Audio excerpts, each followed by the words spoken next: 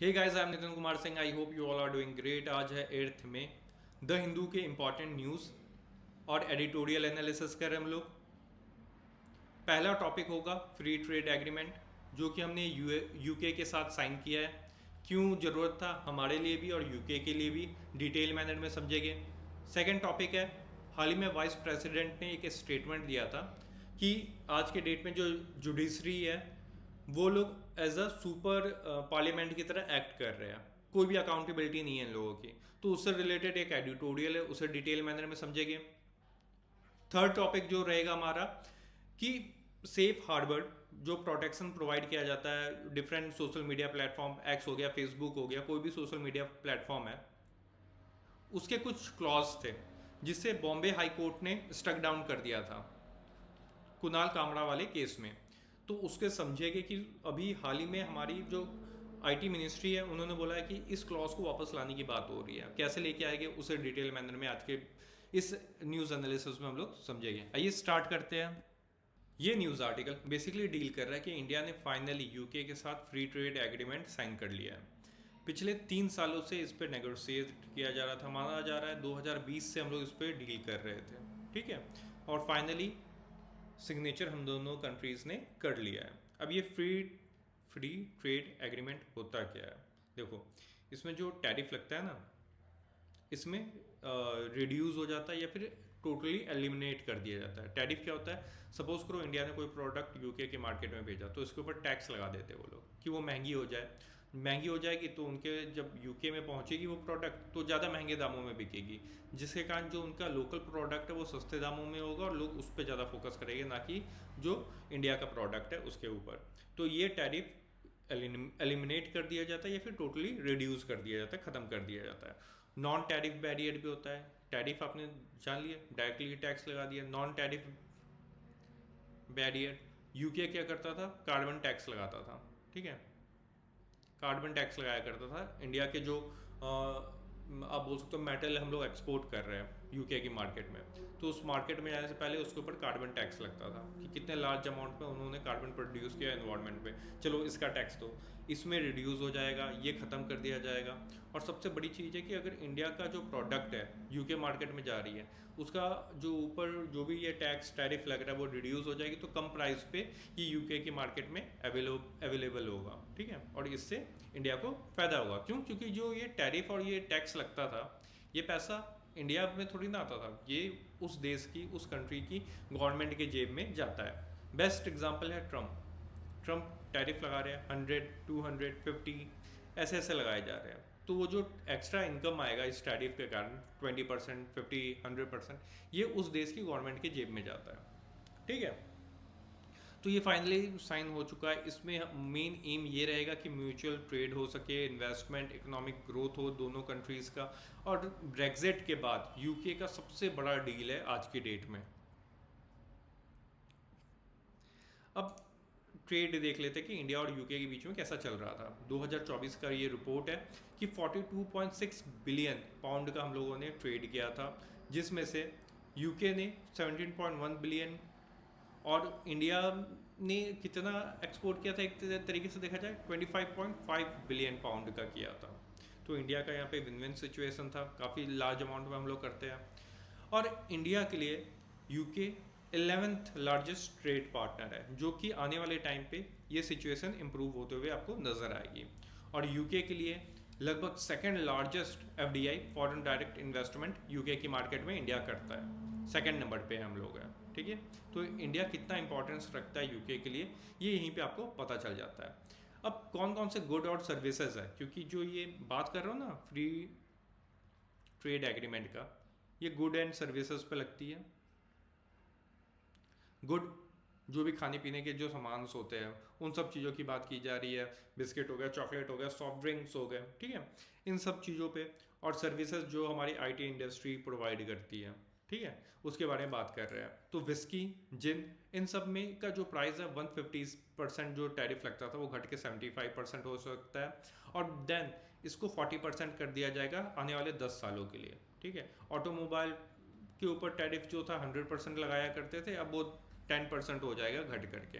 और बाकी जो अदर गुड्स है, जैसे कॉस्मेटिक का सामान हो गया, मेडिकल डिवाइस, एरोस्पेस इक्विपमेंट हो गया, इलेक्ट्रिकल मशीनरीज हो गया, और जो मैंने अभी आपको खाने पीने की चीज़ें बताई है, इन सब की भी प्राइस डिक्रीज़ हो जाएगी आने वाले टाइमों में। इंडिया के लिए एक और अच्छी बात है कि जो वीज़ा दिया जाता था हमारे हेल्थ केयर वर्कर्स को या फिर आईटी सेक्टर के वर्कर्स को, वो अब इंक्रीज़ हो जाएगा। माना जा रहा है लगभग 100 नए आने वाले सालों में 100 नए वीज़ा हर साल दिए जाएंगे। एफटीए फ्री ट्रेड एग्रीमेंट की ज़रूरत क्यों है यूके या फिर इंडिया को? यूके को एक आज के डेट में बहुत बड़ा मार्केट चाहिए था और जो कि तेज़ी से ग्रो कर रहा है। यूएस ने अपना मार्केट क्लोज कर दिया है। क्यों? लार्ज अमाउंट पे वो टैरिफ लगा रहा है आज के डेट में हर कंट्रीज़ के ऊपर, तो यूके के ऊपर भी लगा रखा है। तो 2020 से इस पर डील चल रहा था इंडिया के साथ। हाल ही में इसे बूस्ट क्यों मिला 2025 में? मेन रीज़न ट्रम्प है कि जल्दी से यूके एक बड़ा मार्केट ढूंढ रहा है। इंडिया के लिए क्यों इंपॉर्टेंट है? देखिए 2020 में रीजनल कॉम्प्रिहेंसिव इकोनॉमिक पार्टनरशिप माना जा रहा है कि अब तक का सबसे लार्जेस्ट फ्री ट्रेड एग्रीमेंट था, जो कि 2020 में साइन हुआ। और इंडिया इनिशियली इसका पार्ट था, नेगोशिएट कर रहा था, बट 2019 में हम लोगों ने बोला ना ना हम लोग ये साइन नहीं करेंगे, हम लोग निकल गए। उस समय न्यूज़ में भी था, काफ़ी ज़्यादा आप लोगों ने सुना होगा। आज की डेट में इसमें 15 एशिया पैसिफिक कंट्रीज़ हैं, ठीक, और इंडिया इसका पार्ट नहीं है, ये याद रखिएगा। रीज़न क्या था इंडिया का इसमें पार्टिसिपेट ना करने का? पहला तो चाइना इसमें पार्ट किया हुआ है, चाइना इसका पार्ट था, और चाइना के साथ हमारा ट्रेड इम्बैलेंस बहुत लार्ज अमाउंट में है, तो ये सिचुएशन और ख़राब हो जाती। दूसरा था नॉन टैरिफ बैरियर, जो कि हटाने की बात की जा रही थी, बट इंडिया के कुछ प्रोडक्ट्स थे जिसमें हम लोग बहुत अच्छे, जैसे फार्मा प्लस एग्रीकल्चर, इन दो प्रोडक्ट्स के ऊपर नॉन टैरिफ बैरियर्स लगाने की बात की जा रही थी, जो कि इंडिया फेस करेगा। इंडिया को ये चीज़ पसंद नहीं आई। तीसरा मेजर प्रॉब्लम था जिसके कारण लार्ज अमाउंट में प्रोटेस्ट भी हुआ था इंडिया में, वो ये था कि न्यूजीलैंड प्लस ऑस्ट्रेलिया, इन दोनों कंट्रीज़ को इंडिया का मार्केट एक्सेस चाहिए था, एग्रीकल्चर सेक्टर चाहिए था, स्पेसिफिकली जो डेयरी प्रोडक्ट्स है वो इंडस्ट्री की बात हो रही है यहाँ पे। ये दो कंट्रीज़ डेयरी प्रोडक्ट आज की डेट में लार्ज अमाउंट में वर्ल्ड लेवल पे ये लोग प्रोवाइड करते हैं, तो इनको ये अगर आ जाते हैं तो बहुत चीप रेट में ये लोग इंडिया में एक्सपोर्ट करते हैं, जिसके कारण इंडिया में जो डेयरी प्रोडक्ट या फिर इंडस्ट्री है, जो लोकल इंडस्ट्री है, वो ख़त्म होने का खतरा था, इसलिए इंडिया ने इसे साइन नहीं किया था। तो इसलिए ये ट्रेड डील इंडिया के लिए काफ़ी अच्छा डील हो सकता है। ये न्यूज़ आर्टिकल बेसिकली डील कर रहा है सेफ हार्बर प्रोटेक्शन को लेकर है। तो सेंट्रल गवर्नमेंट प्लान कर रही है कि इसे रिविजिट किया जाए और इसमें कुछ चेंजेस लाया जाए। फुल स्टोरी समझते हैं। Article 19 clause 1 sub clause A ये पावर देती है freedom of speech and expression का, ठीक है, बट कुछ रीजनेबल रिस्ट्रिक्शंस भी है आपके पास।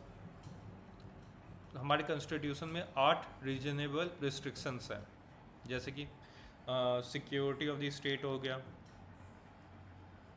या फिर sovereignty and integrity of India हो गया, या फिर किसी से फ्रेंडली रिलेशंस है हमारे किसी कंट्री के साथ, फॉरेन कंट्रीज़ के साथ, उसे मेंटेन करने के लिए, या फिर पब्लिक ऑर्डर मेंटेन करने के लिए, ठीक है। तो ये रिस्ट्रिक्शन, रीजनेबल रिस्ट्रिक्शन हमारे संविधान में दिया गया है। तो इसकी हेल्प से, इस आर्टिकल हेल्प से क्या करते हैं लोग? फॉल्स या फिर फेक न्यूज़ को फैलाते हैं, मिसलीडिंग इंफॉर्मेशन को सर्कुलेट करते हैं। बेस्ट एग्जांपल है ट्विटर, जो कि आज की डेट में एक्स है, या फिर फेसबुक, ठीक है। ऑपरेशन सिंदूर हुआ, पाकिस्तान में क्या फेक न्यूज़ चल रहा है कि वहाँ पर 5 फाइटर जेट्स को उन्होंने गिरा दिया। ये फेक न्यूज़ है, हमें आपको एकदम कॉमन सेंस सी बात है, बट ऐसा इन्फॉर्मेशन एक्स पे ट्वीट किया जा रहा है। तो ये क्या होता है? सेफ हार्बर के कारण सेफ हार्बर प्रोटेक्शन मिला हुआ है इन प्लेटफॉर्म्स को, ठीक है। ट्विटर, एक्स, फेसबुक, कोई भी प्लेटफॉर्म है जिसमें ये अकाउंटेबल नहीं होते हैं कि इनके ऊपर क्या पोस्ट किया जा रहा है। तो एज अ कोई भी फेक न्यूज़ सर्कुलेट ना हो और पैनिक ना मचे, तो इंडिया क्या किया? प्रीवियसली इंडिया में क्या हो रहा था? आईटी रूल के अंदर हम लोगों ने PIB, प्रेस इंफॉर्मेशन ब्यूरो, आप लोग देखते ही होंगे, काफ़ी इंपॉर्टेंट है। गवर्नमेंट के जो भी एक्टिविटीज़ होते हैं, जो भी उन्होंने कंडक्ट किया होता है, चाहे वो एक्सरसाइज हो, कोई न्यू मिसाइल कंडक्ट किया हो, या फिर कोई मीटिंग हो, फॉरेन मिनिस्ट्री कहीं मिला हो, तो वो सारी इन्फॉर्मेशन यहाँ पे अवेलेबल होते हैं। गवर्नमेंट के थ्रू आता है डायरेक्टली इस पे। इसके अंदर एक फैक्ट चेक यूनिट को लगाया गया। इस यूनिट का काम था कि सोशल मीडिया पे जाए, चाहे वो यूट्यूब हो, एक्स हो, फेसबुक हो, किसी भी सोशल मीडिया पे जाए, अगर कोई फेक न्यूज़ है तो उस प्लेटफॉर्म को, जैसे कि एक्स पे कोई फेक न्यूज़ है, उसको बोलेगी कि ये फेक न्यूज़ है, इसे 48 आवर्स के अंदर आपको हटाना है, स्टक डाउन करना है। अगर आप 48 आवर्स के अंदर इस ट्वीट को या फिर इस वीडियो को नहीं हटाते हो, तो ये जो सेफ हार्बर वाला आपके पास प्रोटेक्शन है, इसे रिमूव कर दिया जाएगा। मतलब कि जिस इंडिविजुअल ने आपके ऊपर ये फेक न्यूज़ डाला है, पोस्ट किया है, सपोज करो एक्स के ऊपर पोस्ट किया है, तो आपके पास तो प्रोटेक्शन है सेफ हार्बर का, इस पे गवर्नमेंट एक्शन ले सकती है, आपके ऊपर नहीं। अगर आप 48 आवर्स के अंदर ये जो भी वीडियो या फिर पोस्ट उसे रिमूव नहीं करोगे, तो सेफ हार्बर प्रोटेक्शन आपसे ले लिया जाएगा और आपके ऊपर लीगल एक्शंस लिया जा सकता है। तो ये इतना टाइमली दिया जाता था। तो बॉम्बे हाई कोर्ट में जाते हैं, बॉम्बे हाई कोर्ट में जाते हैं, कुणाल कामरा कॉमेडियन है, हम सब ने नाम सुना है। तो बॉम्बे हाई कोर्ट 2:1 में जजमेंट देते हैं। तो मेजॉरिटी बोलती है कि ये वैलिड नहीं है, अनकॉन्स्टिट्यूशनल है। क्यों? क्योंकि इस फैक्ट चेक यूनिट से आप क्या कर सकते हो, इसकी क्या बोलते हो, वैलिडिटी क्या है। मतलब कि ये भी तो हो सकता है गवर्नमेंट के खिलाफ कोई बोल रहा हो या फिर कोई स्टेटमेंट दे रहा हो, गवर्नमेंट उसको किसी भी तरीके से उस स्टेटमेंट को फॉल्स डिक्लेयर कर सकती है। ठीक है, तो इस कारण बॉम्बे हाई कोर्ट ने इसे स्टक डाउन कर दिया। तो हाल ही में क्या हुआ, ministry of electronics and information technology ने स्पेशल लीव पिटिशन की बात की है। ठीक है, SLP की बात की है कि ये जो क्लॉज था सेफ हार्बर में, इसे वापस रिवाइव किया जा सके। उससे रिलेटेड है ये पूरा न्यूज़ आर्टिकल। ये आर्टिकल बेसिकली डील कर रहा है कि हाल ही में हमारे वाइस प्रेसिडेंट ने एक रिमार्क दिया। उन्होंने कहा कि जो आज के डेट में जुडिशरी है, ये ऐसे एक्ट कर रही है जैसे कि सुपर पार्लियामेंट हो। ठीक है, या फिर आज की डेट में इनके ऊपर कोई भी अकाउंटेबिलिटी नहीं है और इनके पास कोई पावर नहीं है कि ये डायरेक्ट करे प्रेसिडेंट को या फिर गवर्नर को। इसको लेके आर्टिकल लिखा गया है कि इन्होंने जो स्टेटमेंट दिया है वो किस तरीके से गलत है। इनके एक एक पॉइंट को रखते हुए इन्होंने कहा, जो अभी हाल ही में वाइस प्रेसिडेंट का ये रिमार्क है, पहले ये समझते हैं इसके पीछे का रीज़न क्या है। तमिलनाडु लेजिस्लेटिव असेंबली ने कुछ बिल पास किए। ये बिल गया गवर्नर के असेंट के लिए कि एक्ट में कन्वर्ट करना है। गवर्नर अपने पास रखते हैं कुछ और क्या करते हैं, बाकियों को प्रेसिडेंट के कंसिडर्ड के लिए भेज देते हैं। तो सुप्रीम कोर्ट अपनी पावर यूज़ करता है। आर्टिकल हम सबको पता है, न्यूज़ में रहता है 142। ठीक है, कंप्लीट जस्टिस देने के लिए इसका यूज़ करते हैं। और सुप्रीम कोर्ट कहता है, देखो जो ये तमिलनाडु में लेजिस्लेटिव असेंबली है, ये लोग किन के द्वारा चुन करके आए हुए हैं, लोगों द्वारा। और ये लोग जो कानून बना रहे हैं, जो लोगों ने उन्हें चुना है, उनके लिए कानून बना रहे हैं। तो आप कैसे होते हैं उनको रोकने के लिए। तो सुप्रीम कोर्ट कहता है कि गवर्नर के पास टाइम रहेगा 3 मंथ का, कि 3 मंथ में आप डिसाइड करिए आपको क्या करना है। अगर आपको पसंद ना आए तो इसको आप वापस भेज दीजिए। ठीक है, क्या बोलते हैं इसके पास, मतलब कि तमिलनाडु लेजिस्लेटिव असेंबली के लिए, कि ये चेंजेस चाहिए, ये चीज़ सही नहीं है। अगर अगेन तमिलनाडु लेजिस्लेटिव असेंबली ये भेजती है गवर्नर के पास, इस बार गवर्नर के पास सिर्फ 1 मंथ का टाइम रहेगा इसको साइन करने के लिए। ठीक है, अगर गवर्नर प्रेसिडेंट के पास भेज देते हैं तो 3 मंथ का टाइम है उनके पास। ठीक है, तो हुआ क्या, हमारे जब से हमें आज़ादी मिली है तब से फर्स्ट टाइम इंडिया में ऐसा हुआ, फर्स्ट टाइम हुआ है कि 10 बिल एक साथ पास हुए, एक साथ पास हुआ है विदाउट गवर्नर के साइन के, ये फर्स्ट टाइम हुआ। तो इसी को लेकर के वाइस प्रेसिडेंट ने हमारे ये रिमार्क दिया है इन्हें। तो यहाँ पे राइटर समझाते हैं कि जो सुपर पार्लियामेंट की बात कर रहे हैं इसका कोई भी सेंस नहीं है। क्यों? क्योंकि देखो पार्लियामेंट के पास पावर है लॉ बनाने का, और जो जुडिशरी है वो जो कॉन्स्टिट्यूशन में लिखा हुआ है उसी के अंदर वो काम करता है। ठीक है। बेस्ट यहाँ पे एक केस का भी डिस्कस किया गया है, L Chandra Kumar versus union of India 1997। इसमें जो जुडिशियल पावर है वो किसके पास, किससे आता है? इनको कॉन्स्टिट्यूशन से। और ये इन कॉन्स्टिट्यूशन में जो भी रिटर्न है उसकी हेल्प से कंप्लीट जस्टिस देने की कोशिश करते हैं लोगों को। ठीक है। और ये रिस्पेक्ट करते हैं आर्टिकल 50 का। आर्टिकल 50 क्या कहता है? सेपरेशन ऑफ पावर के बारे में बात करता है। ठीक है। हम सब ने पढ़ा होगा कि 3 ऑर्गन हैं हमारे पार्लियामेंट के। ठीक है। एग्जीक्यूटिव, लेजिस्लेचर, जुडिशरी, ये 3 ऑर्गन हैं हमारे संविधान के। तो ये तीनों का सेपरेट रखना जरूरी है। तो ये आर्टिकल 50 DPSP में जिक्र है इस बारे में। तो ये बात करता है। फिर बात करते हैं कि देखो आप यहाँ समझिए, अगर पार्लियामेंट को नहीं पसंद आ रहा किसी का जजमेंट, ठीक है, कोई जज है चाहे वो सुप्रीम कोर्ट में हो या फिर हाई कोर्ट में हो, अगर नहीं आ रहा तो पार्लियामेंट के पास पावर है कि उनको वो रिमूव कर सकता है इजीली। ठीक है। एक रेजोल्यूशन पास करना होगा दोनों हाउस में और स्पेशल मेजॉरिटी से, यानी कि 2/3 प्रेजेंट एंड वोट। ठीक है। इसके हेल्प से ये लोग किसी भी जज को, सुप्रीम कोर्ट या हाई कोर्ट हो, उसे रिमूव कर सकते हैं इजीली। तो यहाँ पे ये राइटर ये सब के बारे में बात करते हैं।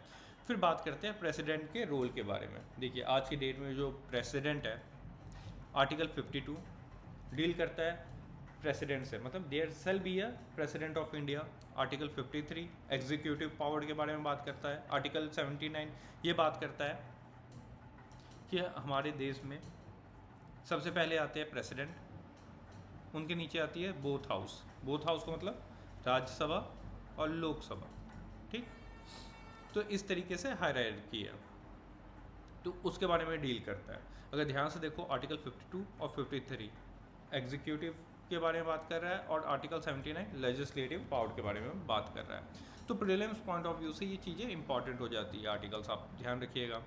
और कौन किससे डील कर रहा है। तो जो बिल पास किए जाते हैं वो ज़्यादातर जो मेजॉरिटी लोग से, मैंने जैसे अभी आपको बताया ना, चुन करके आए हुए लोग होते हैं। तो इस तरीके से रोकना सही नहीं है या फिर डिले करना ये सही नहीं है। राइटर इसको ज़्यादा इंपॉर्टेंस देते हुए बताते हैं।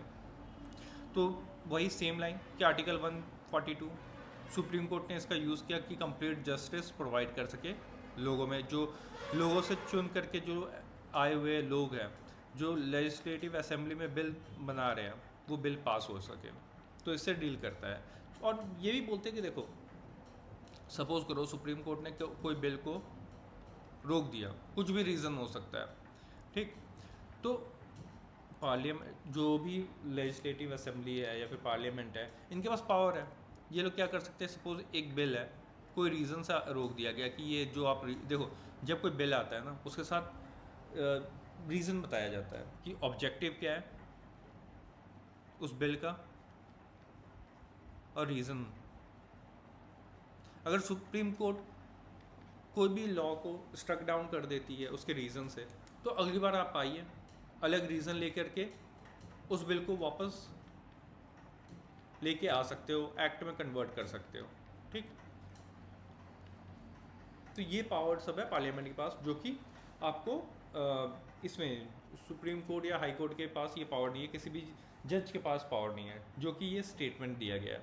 तो ये राइटर इस तरीके से ये बातें बोलना चाहते हैं। इस आर्टिकल इस जो आर्टिकल था इसमें हम लोगों ने क्या क्या पढ़ा, आर्टिकल 53, 50, 53, 79, ठीक, और 52 और आर्टिकल 142, इन सब के बारे में हम लोगों ने आज बात किया है।